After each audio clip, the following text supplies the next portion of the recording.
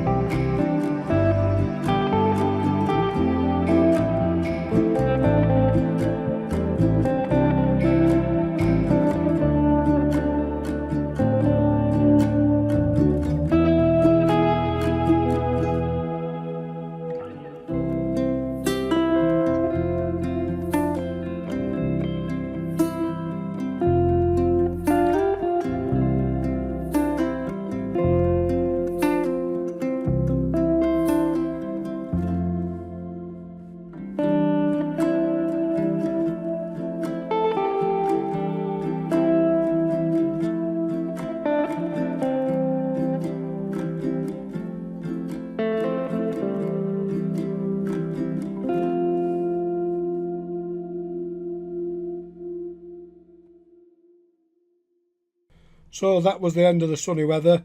The damp, wet, misty weather moved in, packed away the infrared camera, got out the EOS 05 loaded with HP5, and these are the images that I got with that combo.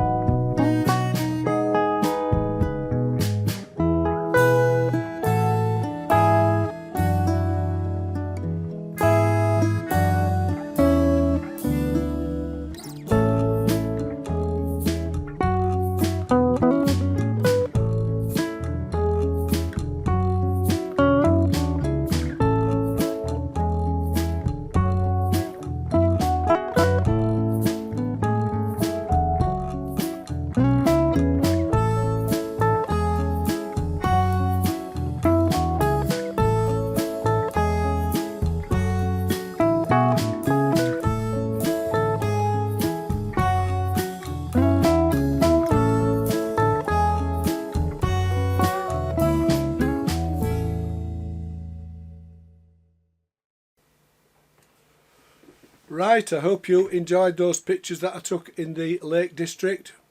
I think the choice of equipment that I made to take was right.